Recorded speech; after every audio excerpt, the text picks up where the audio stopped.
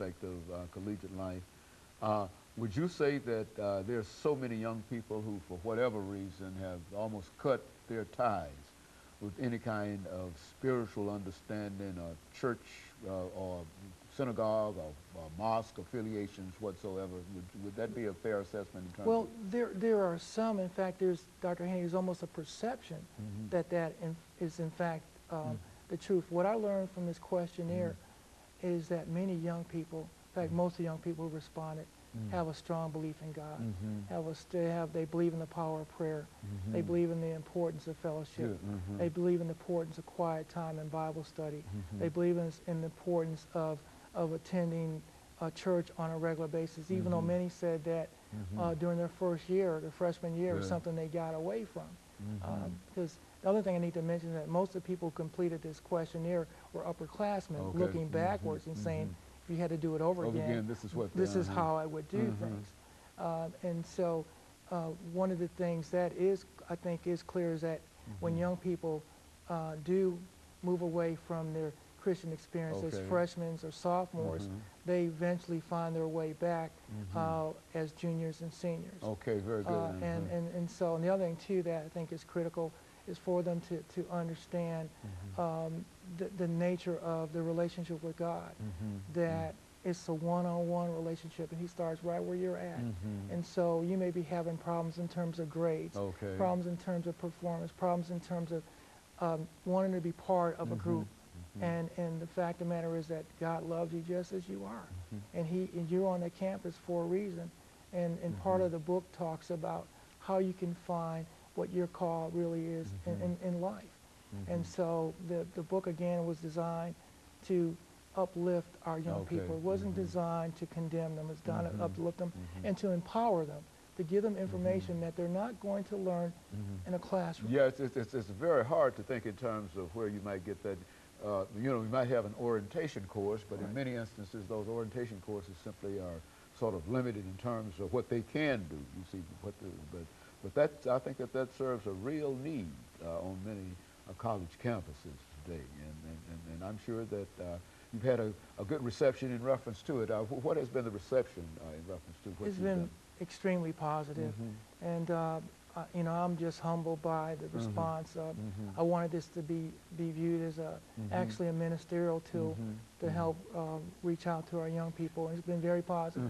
You know, I think that we're going to show some graphics of the book cover itself here. And, well, what are some of the things that you can say in reference to the placement of this book so far? I mean, you went through this whole process of getting it published, and et cetera. But what kind of book club kind of information have you received? Well, what I can tell you is that if you are interested in the book, there are a couple of websites you can go to. The one website is called SenecaDreams.com, the American Indian Seneca, SenecaDreams.com. You can also go online, and you can also go to a website called ThorDistributions.com, and Thor Distribution actually provides services for Davis Kid and a lot of the different bookstores in the area. But by going to SenecaDreams.com, you can actually order the book online.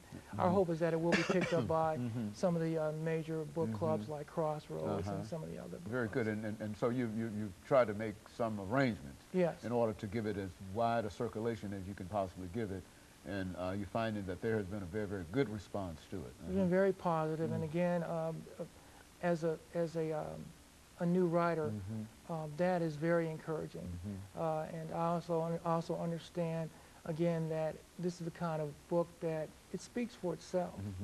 And where there is a need, God is going to be there, and there's a need here. And so I'm very hopeful about its reception. Well, what about your publishers? Yeah, well, I actually self-published. The company that is printing the book is RJ Communications, located in New York, and they were responsible for the marketing, the advertising, a lot of the graphics that you're going to show on the show today. They are responsible for those, and they've been a joy to work with.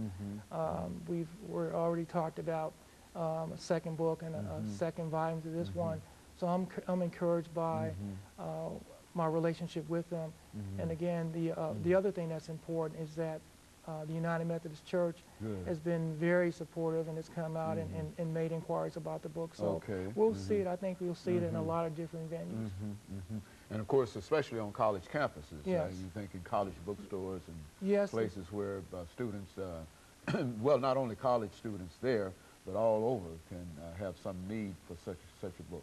But most of the inquiries that I've received have been from colleges, and a couple schools have asked me to, to do book signings and come down, and that's a first for me. But the focus being to hopefully be here doing freshman orientation, have the books available, and then there are a lot of upperclassmen who want to read the book because they just want. Many have said, "I just want to read it." That's I'm curious about it too. With all those titles and all those things that you're dealing with. And of course, Attorney McDonald, let me thank you over the last half minute that we have here for coming by and bringing us that excellent information today. Because as you've already indicated, that making it in college is a real difficult proposition for a large number of people. And if in any way you can shed a little light in terms of making it easier to make that transition from high school to college, then certainly we would encourage that effort. And of course, let me encourage our audience to tune in again next week for another informative edition of Comments. Thank you and good morning.